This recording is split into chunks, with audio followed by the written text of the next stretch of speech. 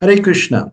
My name is Krishna Kirti Das. I am convener for the ISKCON India Scholars Board. Today is 26 April 2024, and today with me is Sriman Basu Ghosh Prabhu. He is a disciple, a direct disciple of His Divine Grace, Srila A.C. Bhaktivedanta Swami Srila Prabhupada, who is the glorious founder and acharya of the International Society for Krishna Consciousness. He's also a member of ISKCON India's governing bureau. He's also a contributor and member of many other innumerable forums, that are responsible for governing ISKCON India. He is also an avid student and teacher of Sanskritam, and if you get the chance to get his association, you will certainly learn something about the Sanskrit language and through it, Vedic culture. He has been living in India since what time have you been? What year have you been here in India? 74. 74, 1970, 1974. So he is one of our most experienced preachers in India. And so he's with us today, and we are going to discuss a topic that's called the law of disciplic succession. So thank you very much for coming, Prabhu. Hare Krishna. So this is the law of disciplic succession. So what is the law of disciplic succession? So I'll just read this here. This is a letter from Srila Prabhupada to Tushta Krishna Swami. It says, keep trained up very rigidly, and then you are a bona fide guru, and you can accept disciples on the same principle.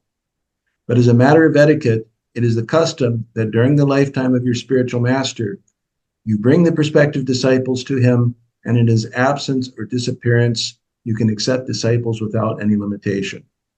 This is the law of disciplic succession.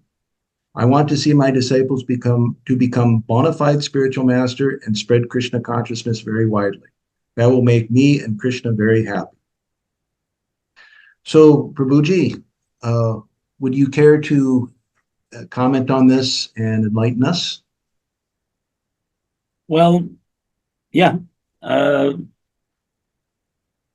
Since in the history of ISKCON, which is, we're following the Brahma Madhva Gaudiya Vaishnava Sampradaya, which means Bengali Vaishnavism, Radha Krishna worship.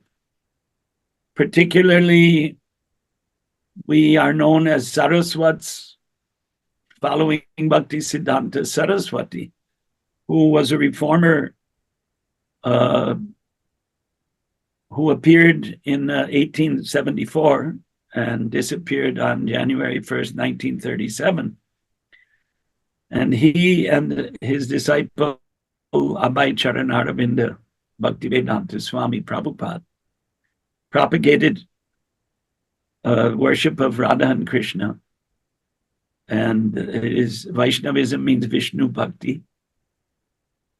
And there are 4 Vaishnava Sampradayas according to our Gaudiya Vedanta Acharya Baladev Vidyabhushan in his Prameya Ratnavali.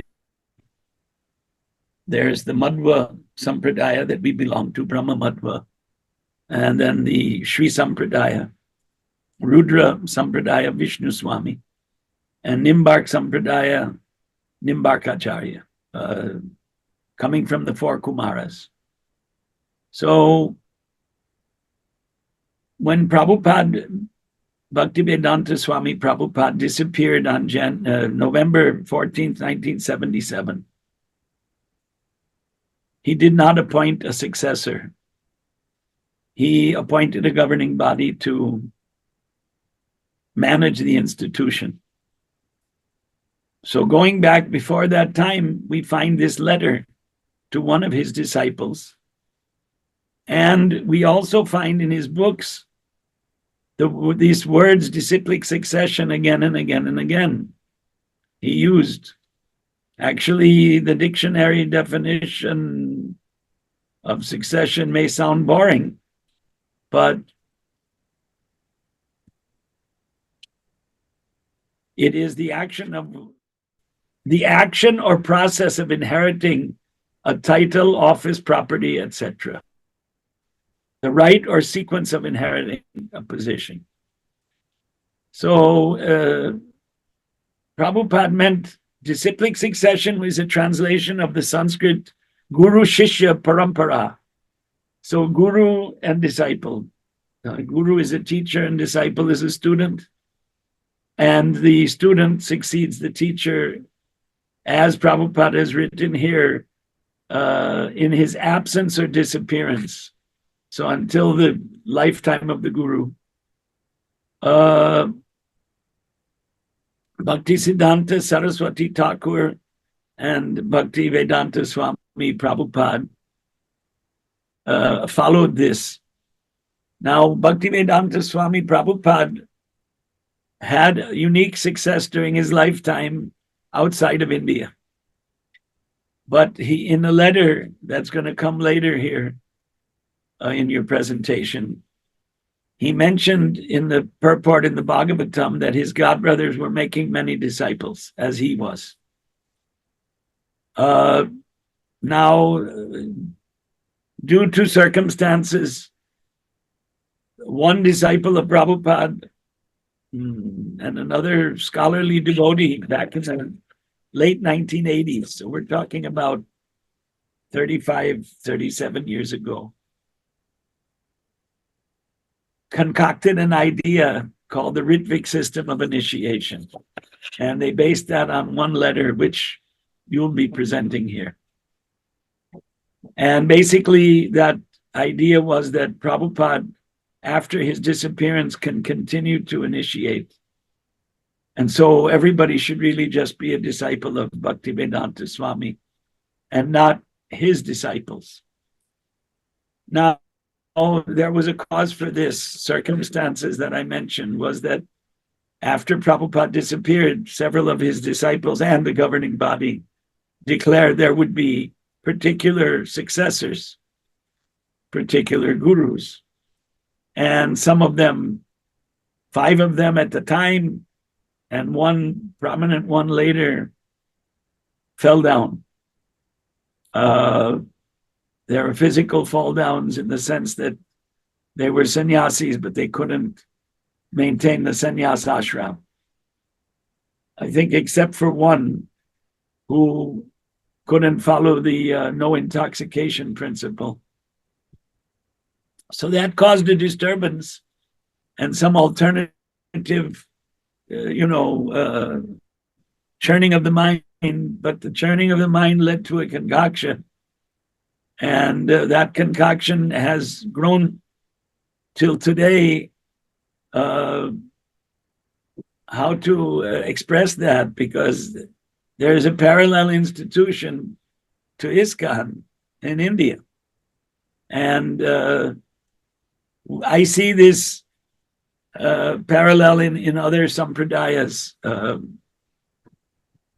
where a difference of opinion led to a splitting of the sampradaya.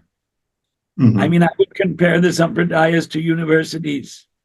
So there may be different universities, but teaching the same subject matter. Well, if we go by modern educational standards, say psychology, for example, it may be taught at X university, Y university, or Z university, or Z university.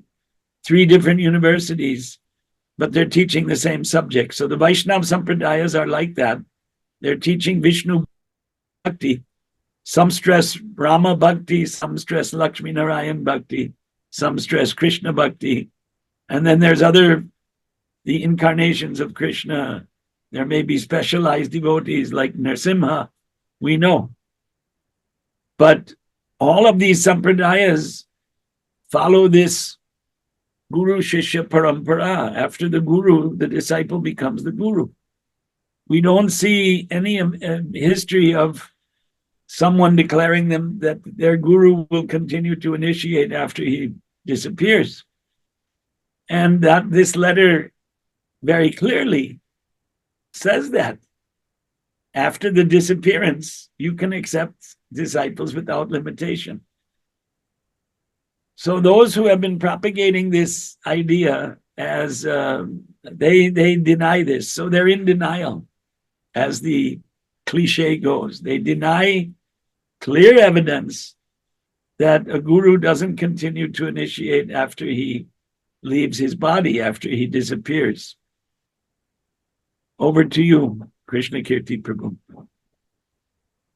So just one brief follow-up question on this. So we see in other sampradayas that also too, that when the spiritual master passes on, that others, that his disciples automatically have the right to become guru and accept their own disciples. That's in other sampradayas too. Yeah, there's no evidence that I know of where any of our main acharyas who we from the past, particularly Ramanujacharya, Madhva Acharya, Vishnu Swami, Nimbarkacharya, there's not a lot of literature of Vishnu Swami. I mean, it's lost. But a Nimbark Sampradaya, the Vishnu Swami is basically the Vallabh Sampradaya. And in all of these sampradayas, there's somebody gives initiation. It's not that they say that the previous acharya continues to give initiation after he left his body. So there are many religious concoctions in India and abroad and in the Abrahamic traditions. I don't think I need to mention them, but basically, those who do not present evidence from Vedic literature to support their theories, but accept the theory in any case, are the concoctors. Over to you. I see. That's a good point. I wanted to I just wanted to highlight this word etiquette. So etiquette is a very English word. It's a Western word, but we generally this is generally synonymous with sadachara, right? Sadachar means correct behavior. The correct behavior. Literally correct behavior. Correct behavior. If you go to etiquette in the dictionary, ETIQU, the customary code of polite behavior in society or among members of a particular profession or group. This is the definition of there's a dictionary supplied with the computer. Right. So proper behavior in Vedic culture, proper behavior is given in Dharma Shastras. Yes. Prabhupada mentions Manu and Dharma Shastras in many places, but one reference point is his purport to Bhagavad Gita 16:7. Yes, that's an important purport. And I just wanted to note here that it's a matter of etiquette, that it is the custom. So Prabhupada is calling this a custom. He said it's etiquette and it's a custom. So it's not just somebody doing something on their own, but it's a custom that many people follow it, and it's a custom that saintly persons follow. So there's in the Vasishtha Dharma Sutras, there's a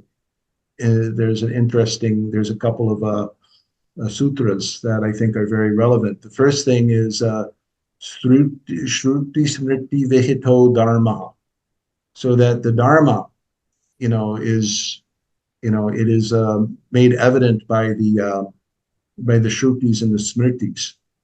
Now the next sutra says Tad alabhe Shishtacharaha Pramanam, that on the failure, Tad alabhe, so that on the failure of that, alabhe, there's no benefit.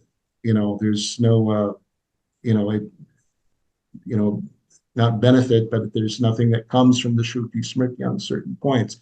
The Shishtacharaha Pramanam. So that this Shishtachar, the Shishtachar or this Sadachar, they're synonyms, that's Praman. So, there's a very famous, there's a quote from Brahma Yamala in the Bhakti Rasamrita Sindhu, Nectar of Devotion, that Prabhupada quoted many, many times, Bhaktivedanta Swami Prabhupada, and that Shruti Smriti Puranadi Pancharatra Vidhim Vina, without referring to the Shrutis, the Vedas, the Smritis, the Dharma Shastras, the law books for humanity that Prabhupada mentioned in the purport to 16.7 in the Gita. Shruti Smriti Puranadi, the histories like the Puranas, the Bhagavatam, and the Mahabharata, Ramayana, etc. It's 18 Mahapuranas, 18 Upapuranas. Shruti Smriti Puranadi Pancharatra, and the Pancharatrika Agama Shastras. Vidhim Vina, the process is taught in these literatures. Aikantiki Harer Bhaktir Utpata Yaiva Kalpate. By not following them, it just creates a disturbance. right. So if we saw some evidence from Vedic literature about the so-called ritvik system of initiation, we would accept it. And they don't provide that evidence, and neither will they give up this concoction. So that's Right. the dilemma. Well, but to kind of like further expand on that point, because the Shastras, sometimes there are points in Shastras that they're just either they're not there or they were there and they're gone missing. You mentioned the Brahma Yamala. I believe that Shastra is no longer extant except through our acharyas.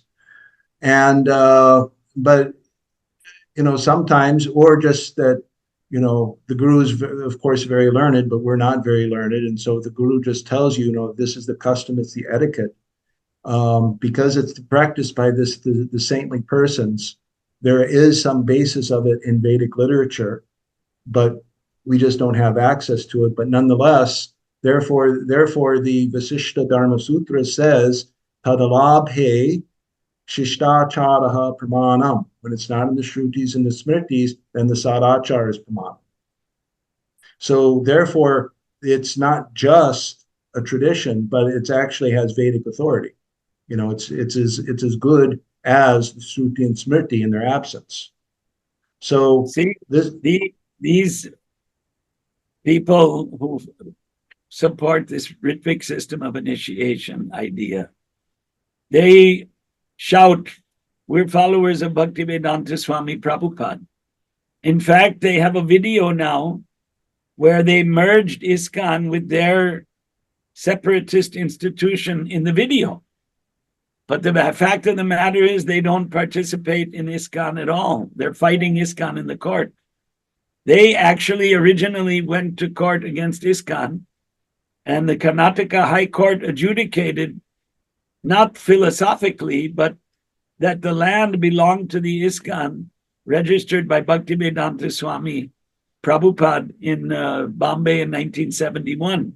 And they're challenging that in the Supreme Court, and that's been going on for 13 years. But here is a clear instruction from Bhaktivedanta Swami Prabhupada that there's a law of disciplic succession, that the disciple will become a guru in the absence of his guru.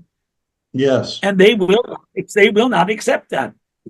Yes, but the point is that according to the Shastras themselves, the Dharma Shastras, which you just mentioned from the quote from the Brahma Yamala, Shruti, Smriti, etc., say that in the absence of the Shruti and the Smriti, the Sadachara is Pramanam. So therefore, this is actually Prabhupada's statement here actually has Vedic has right. So the shocking thing is that they say we're direct disciples of Bhaktivedanta Swami. They haven't met him. They never saw him personally, didn't take initiation from him. And they deny what Bhaktivedanta Swami wrote during his lifetime. So how are they his followers? Well, it's against the Sadachar. That's the thing. And the Sadachar is, there is a law of disciplic succession. That's it. There's no point. So I wanted to kind of like move on to the next slide and talk about objections to this law of disciplic succession. So some say that Prabhupada was lying when he said this. They say that the disciple was ambitious. Srila Prabhupada knew he was ambitious, and therefore Srila Prabhupada told this as a lie to steer an ambitious, unqualified disciple away from becoming guru. What do you have to say to that? Well, I'd like to see that in writing. It's pretty preposterous because when it's so clear in the letter that there's a law of disciplic succession, he was making a philosophical point, had nothing to do with the disciple. So who is saying this? I haven't heard anyone. You might have heard that. Oh, it's Legion. It's Legion. Really? Yeah, people, people who get into this really follow it. It's just really. I'm unaware of this, but I mean, I don't doubt what you're saying, but I would like to see this. Not any. We don't have to name the names because I'm not naming names, as you can see. Oh, I could name names, but I'm not going to name names. We don't want to name names, but I would like to see a cutting. That where this is being stated, that would be interesting. Well, they're not going to. Yeah. They're not going to do. They're not. This thing is so preposterous. Only a fool could think like that. I mean, it's such a crazy interpretation. Prabhupada could have written in a different way. From what he wrote, it's pretty clear that he felt there was a system and it had nothing to do with the person he was writing to in that sense. Yeah, obviously it had something to do with what he was to the person he was writing to, because he must have asked about becoming a guru. Sure. And the other thing is that Prabhupada said, keep trained up very, very rigidly and you're a bona fide spiritual master. That he's saying that you be qualified, that if you're qualified and trained up as a spiritual master, then you can accept disciples. But then there's this etiquette that you also have to follow. I have another letter to another disciple of a god brother that Prabhupada actually, there's a copy of the actual letter that Prabhupada wrote to Achyutananda on May 16th, 1972.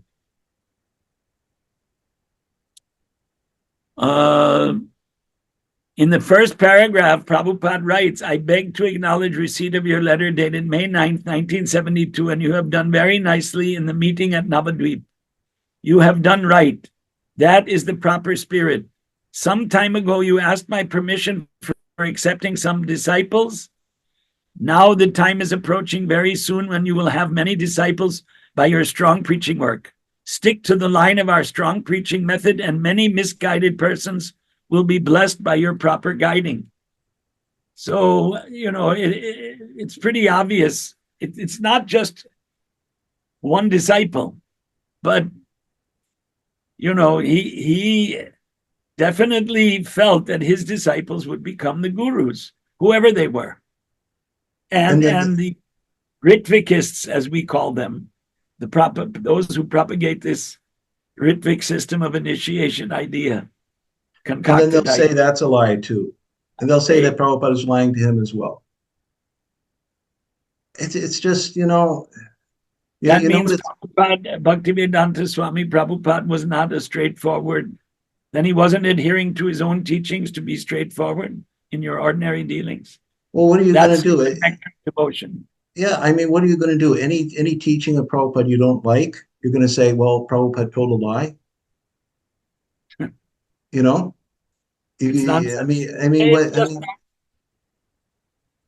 Of course, there are other issues where people who support our critique of this ritvik system of initiation concoction will argue the same thing about other issues where we disagree. What do you mean? But that's we'll save that for another time. Okay. Oh, can you give an example though? Because I'm curious now. Well, that women can be initiating gurus. Obviously, Oh, they yeah, don't yeah, accept. yeah. Yeah, Yeah, that's a whole other subject matter. it's a whole other subject matter, but there's a relation there. There's just, Oh, we'll get to this, the July very 9th much. letter, and then you have the January 3rd, 1970 letter. They both overemphasize the letter. And so this is actually why we need a discussion of pramanas here. What are the pramanas? And the big thing, and we'll discuss this, we'll get to this soon, is which has more authority, the law of disciplic succession or the July 9th letter? What is the relative authority, and what is the authority for determining which which piece of evidence has more authority than the other? So this is really where the July high 9th, ground is. the July 9th letter, those who were present at that time, I wasn't directly in Vrindavan, but we all understood that Prabhupada had made this arrangement temporary for as long as he was alive. And that when they asked him who will initiate after you disappear, he said, all of you, any of you. And then he said, whose disciples will they be? And he said, your disciples, disciples of my disciples, grand disciples. And, that's the system in the Gaudiya Math. This purport where Prabhupada writes that my godbrothers and I are making many disciples. So what are they called? They're grand disciples. Yeah. They're not disciples of Prabhupada. They're not on the level of Prabhupada and his godbrothers. Right. Prabhupada made the distinction, my godbrothers. If we were all disciples of Bhakti Siddhanta like Prabhupada, then he would have said, you're my junior godbrothers and they're your senior godbrothers, and well, we're all godbrothers, and he didn't. His godbrothers, his disciples, he made the distinction again and again. Yeah, and Prabhupada is not going to override the shastras and the sadachar. That's the other point. Well, we see that he didn't. There's ample evidence of that. Yeah. He preached that line that you have to follow. Shastra is the center of all in the purport of C.C. Madhya. What is it? 2352. 2352, yeah. He talks about incarnations, but Prabhupada wrote, people don't accept the shastras. And then he wrote, if a guru teaches something, what is it? If the guru and the sadhu don't speak according to shastras, they're not sadhus or gurus. Mm-hmm. And it's pretty shocking. If a guru doesn't speak according to shastra, he's not a guru. So what is a guru? Is someone who teaches Vedic literature. That's a guru. I mean, now guru, the word is used for, somebody will teach you how to, buy stocks in the stock market. He's a stock guru, right? Or somebody teaches you how to play American football. He's a football guru. Mm-hmm. So the word guru means teacher. They teach anything, but when you're talking about Vedic culture and religion, Vaishnavism is part of the Vedic culture and religion. Yeah. You have to talk about the one who teaches, the Vedic literature to a group of students. You can see in the background behind me, we were all disciples of Bhaktivedanta Swami Prabhupada. Maybe one man sitting there wasn't his initiated disciple, but the rest of us were. That one man was the late Hari Prasad Badruka, who was the older than in the white next to the sannyasi and on Prabhupada's left side, on the right side of Harikesh, who was then a sannyasi. So, I mean, we were all disciples of Bhaktivedanta Swami Prabhupada. Now, his disciples cannot be gurus because some fell down back in the 1980s and Harikesh himself in 1998, which is 26 years ago. Right. So, just because a guru falls down, you don't change the system. The system remains the same. The person was unqualified for the post, like a professor who misbehaves and he's removed from the post in the university. Well, this is like the Srila Narahari Sarakar's Sri Krishna Bhajanamrita. that he says in there, he mentions that even in the time of Mahaprabhu, they had all these problems, gurus falling down and doing all sorts of things that not unlike what we saw in ISKCON's history.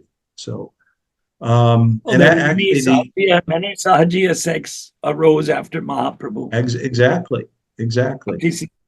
Saraswati Thakur wrote a book about those. Exactly. So the GBC in 1995 published a book called Gurus and Initiations in ISKCON. And that was, actually, in my humble opinion, that was actually a very good, that was actually a good work. They did a good job on that. But the problem is that even though they created it, they did their shastra research, they didn't know how to defend it. Nobody at the time really knew how to defend it. And the reason we didn't know is because we did not understand at that time the authority of the system of Brahmanas, especially from the Dharma Shastras. So it's a very important thing that, some people came along and said, well, why are you jumping over Prabhupada? Why are you quoting Narahari Sarakar? Well, because he's an acharya. But Prabhupada didn't say, well, but still he's an acharya. And as an acharya, his words aren't nullified. That's the thing, that he's talking, he's also an authority, he's talking about just like Bhaktisiddhanta. Right. Bhaktisiddhanta Saraswati said that Vamsidas Babaji is a Siddha Purush, perfect person. He's a perfect but his person. externally didn't look like that. Yeah. But we take the words of our acharyas. But sadachar, this sadachar is a very important thing, because this is it's second only to the smriti. It even has more authority than even just any individual guru's or acharya's actions. He might say something that according to time, place, and circumstance, but that's the thing, is that time, place, and circumstance instruction still has to be seen in light of the sadachar, not the other way around. So, these are things that we didn't understand in those days. So, we've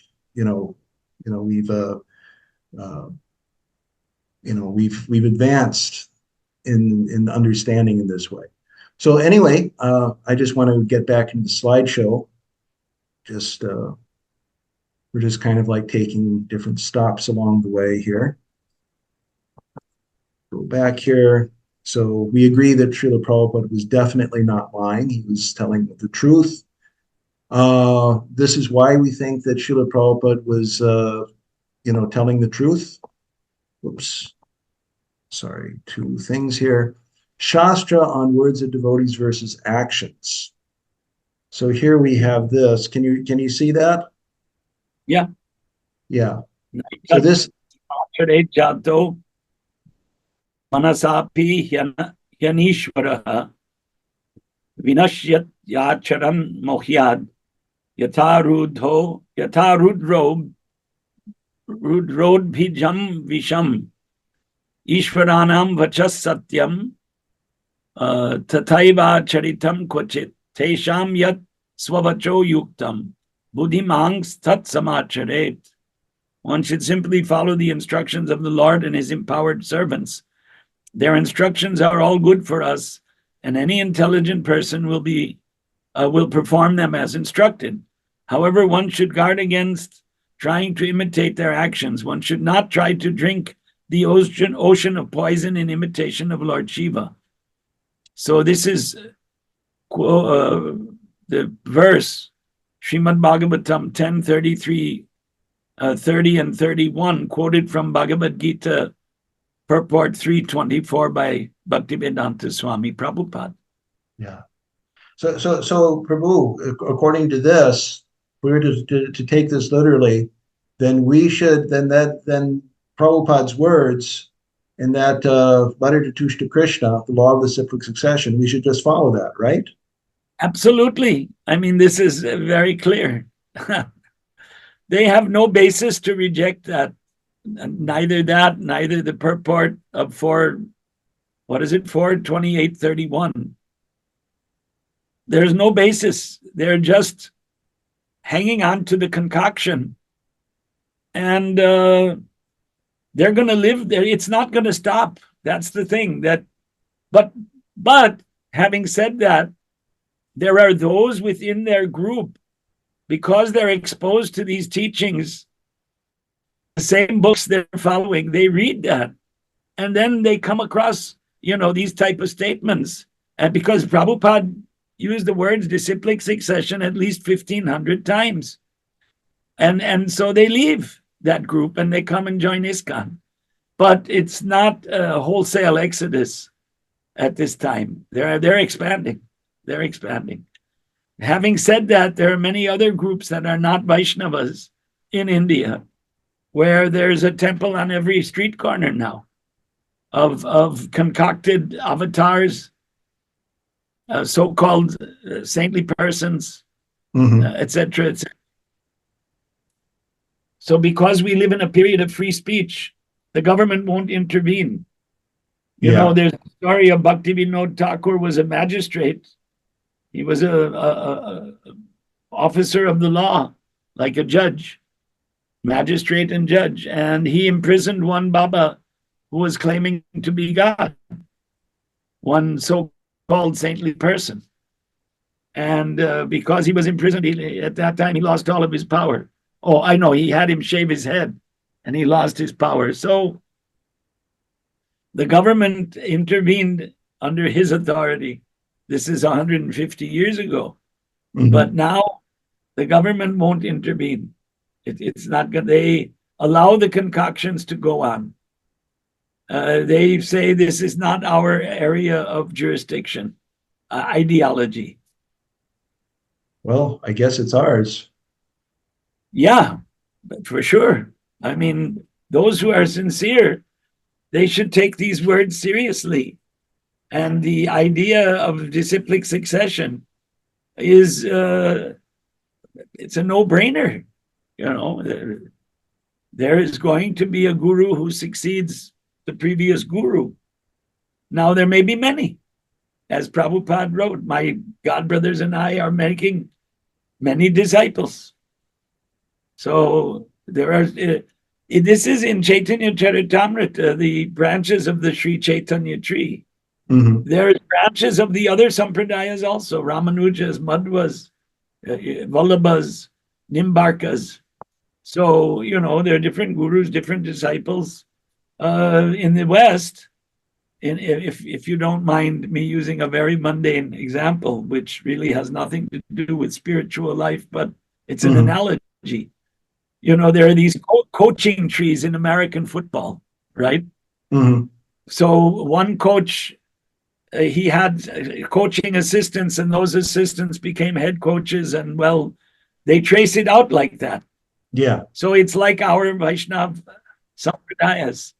There are many gurus and they have many disciples, and there became branches, but none of them said that. Well, the chain of disciplic, the Guru Shishya Parampara, the chain of disciplic succession suddenly stopped because of a particular guru who had extraordinary success, which Bhaktivedanta Swami Prabhupada, our Diksha Guru, had.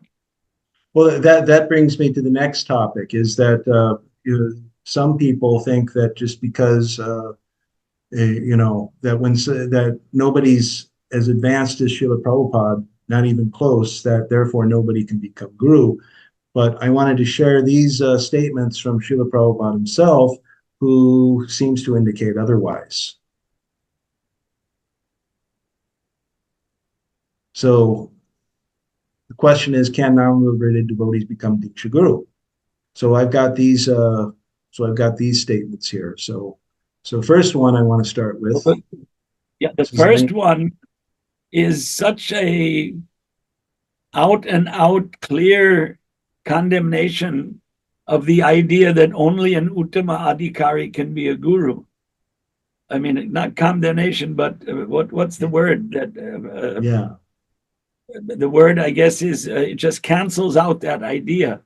And this is what I know, one particular godbrother who keeps arguing this. It must be an Uttama Adhikari. But Can I read this? yeah, please. Yeah. A person who is liberated acharya and guru cannot commit any mistake, but there are persons who are less qualified or not liberated, but still can act as guru and acharya by strictly following the disciplic succession.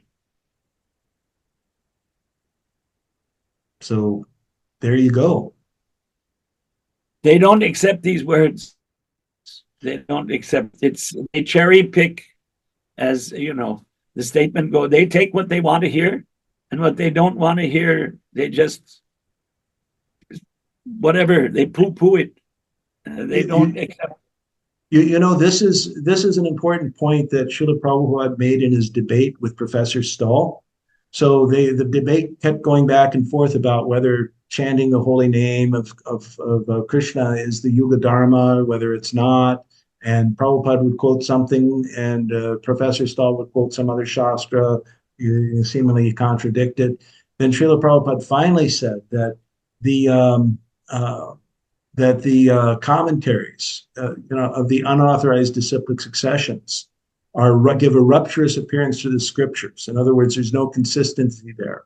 So, that's because the message of the Vedas are one, that there's this consistency here, and so that a symptom of an apasampradaya or a false ideology, false idea, is that it's inconsistent with the corpus of Vedic literature.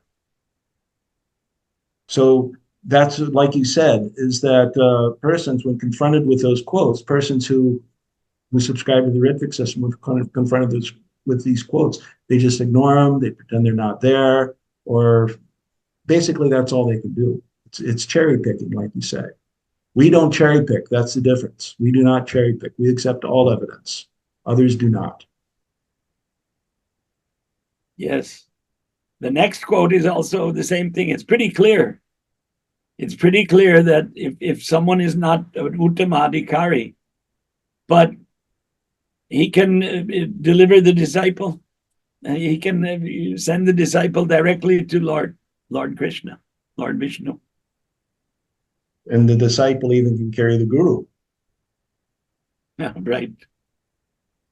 Now the next one is an interesting one, because here Srila Prabhupada indicates, although he says that they, let me read this here. Prabhupada says, this is the very last paragraph of Srila Prabhupada's commentary to Nectar of Instruction, text 5. He says, one should not become a spiritual master unless he has attained the platform of Uttama Adhikari. A neophyte Vaishnava, or a Vaishnava situated on the intermediate platform, can also accept disciples, but such disciples must be on the same platform, and it should be understood that they cannot advance very well toward the ultimate goal of life under his insufficient guidance. Therefore, a disciple should be careful to accept an Uttama Adhikari as a spiritual master. So, just one observation here. In the previous statement about Suniti, Prabhupada says that this proves that the Shiksha or Diksha Guru, who has a disciple who executes devotional service strongly, can be carried by the disciple even though instructor is not advanced. Yet in this shloka, Prabhupada is saying that such a guru can accept disciples, but one should be careful to accept an Uttama Adhikari rather than such disciples. Any thoughts on reconciling these two statements? Well, the Nectar of Instruction, Bhakti, Upadeshamrita, in the purport, I think generally that's true. I think this instance of Suniti is an exceptional case, but it's not a rule. Otherwise, Prabhupada wouldn't have written that a neophyte Vaishnava or a Vaishnava situated on the intermediate platform can also accept disciples. And what the ritvik people are saying, only the Uttama can be the guru.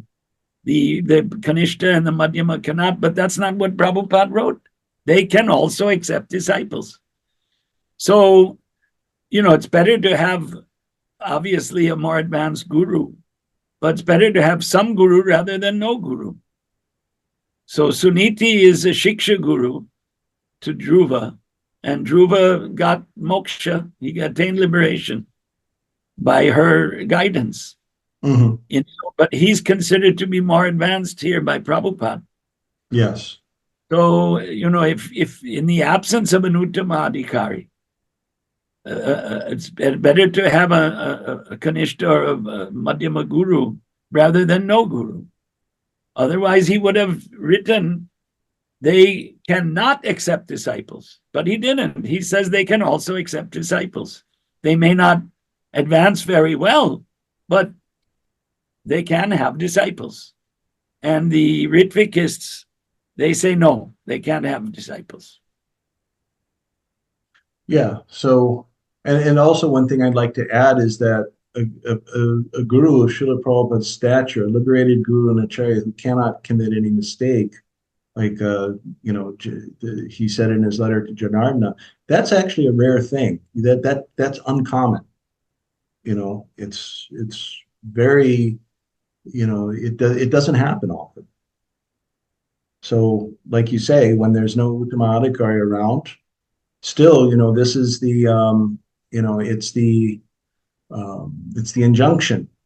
So, Guru Padashraya Tasmat Krishna Shiksha Dikshana. That's from Bhakti Rasamrita Sindhu. That's the first three items of the 64 principles of sadhana bhakti. And the letter to Janardana, where Prabhupada says there are persons who are less qualified or not liberated, but still can act as guru and acharya by strictly following the disciplic succession. yes. So, if you take all of this evidence, then, there has to be a guru, whether he's very advanced or not, is not the criteria, not the whole and soul criteria, put it like that. It is part of the criteria, because Prabhupada said a disciple should be careful to accept an Uttama Adhikari, but they may not be available. They may not be available.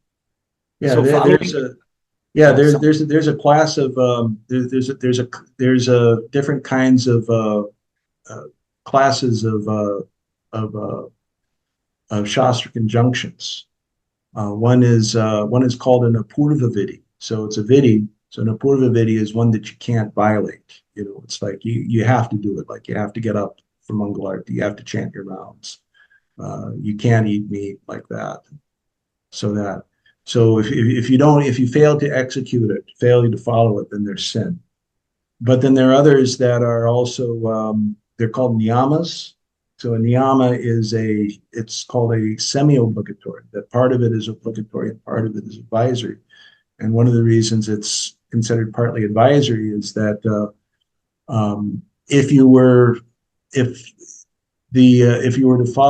try to follow it fully, then it would either be impractical or impossible to follow. Just like, for example, there's a shloka in Manusmriti about marrying women. So there's a shloka there that one should marry a woman who, a girl who has fine teeth, fine hair, has a gait like an elephant, and so forth, like that.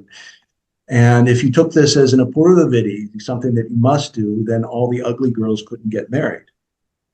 And then their fathers would be guilty of committing sin, because they would be impossible for them to get their daughters married. Therefore, they'd be forced to have sin just simply because their daughter was ugly. But that's not accepted. So therefore, such injunctions are not considered. They're considered semi-obligatory. That the obligatory part is that you have to get the daughter married. But the advisory part is that you should marry. It's preferable. It's preferable to marry a beautiful girl. And actually, you don't have to go to the shastras for that, because everybody knows you don't need shastras for that. So therefore, it's taken as advisory, not a hard and fast rule. So same thing here. So Prabhupada is saying that you should be careful. And in fact, he uses that language, you should be careful to accept an Uttama Adhikari as a spiritual master. He's not saying you must accept, he said you should accept. And same thing here. Otherwise, if it was a Purva Vedi that you can only accept an Uttama Adhikari, then he wouldn't have said that that a neophyte Vaishnava or an intermediate Vaishnava can also accept disciples. Because if you want to say it like that, then you have to violate, then you have to invalidate that. You have to say that that Prabhupada has spoken something false. And if you say that Prabhupada has spoken something false, then he's no longer an authority. Then you've invalidated his authority, and then nothing he says has any authority. So you have to take this as a niyama. It's like a niyama, that it's an advisory that you should accept the Uttama Adhikari. It's strongly recommended that you should accept an Uttama Adhikari, but like you say, that when there's no Uttama Adhikari, you may have to accept from an Uttama or Kanishta. So that's the obligatory part, is that you have to get initiated. So Krishna Dikshari Shikshanam, that you have to get the Krishna Dikshari. That's nectar of devotion. That's the Bhakti Rasamrita Sindhu. So that's the obligatory part. Semi-obligatory, the non-obligatory part, is who you take initiation from, Uttama, Madhyama, or Kanishta.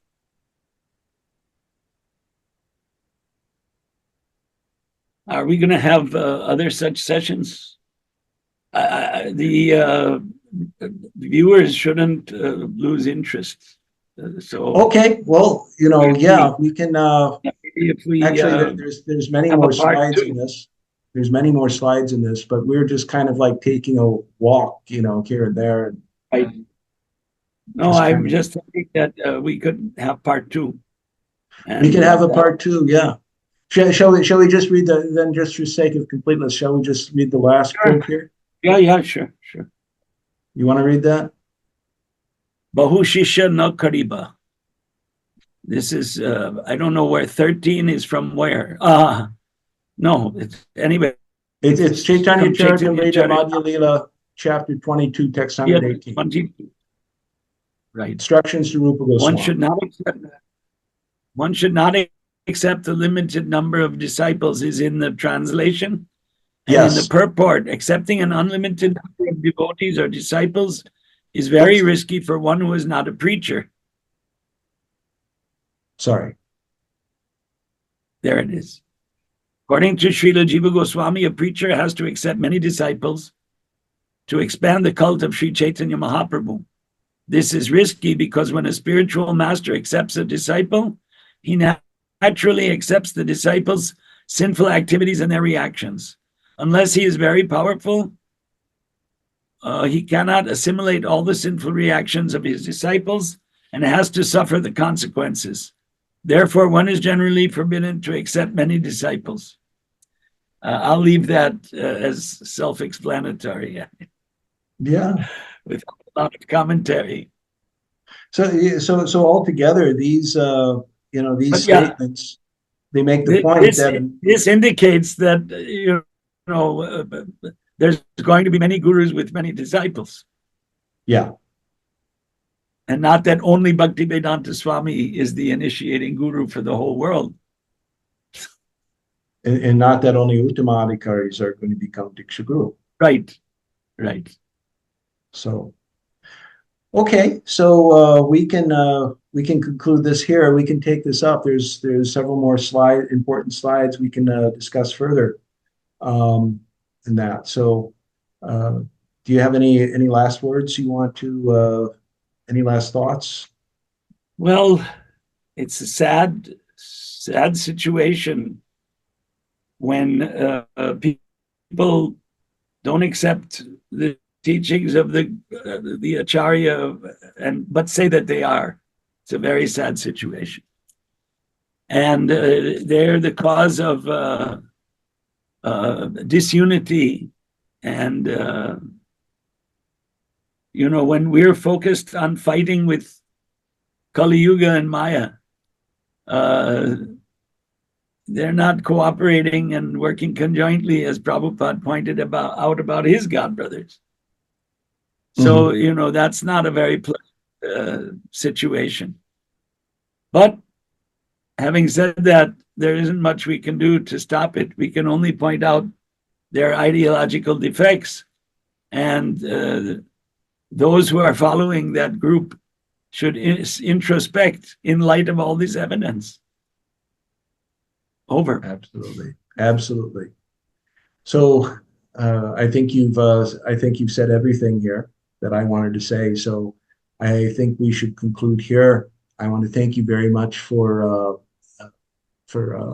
coming on and sharing your experience and wisdom with us, Prabhuji. So thank you for organizing this slideshow. On behalf of the ISKCON India Scholars Board, I wish to thank you and invite our viewers for further such videos. And please visit our website. We have some interesting content there. I think you can ask the viewers to comment in the comment section below when it's posted. Absolutely. Absolutely. Okay, so my obeisances to you, Prabhuji. Pamchakalpatrubhishcha, kripasunevaccha, patitanam pavanibhyo vaishnavebhyo namo namaha.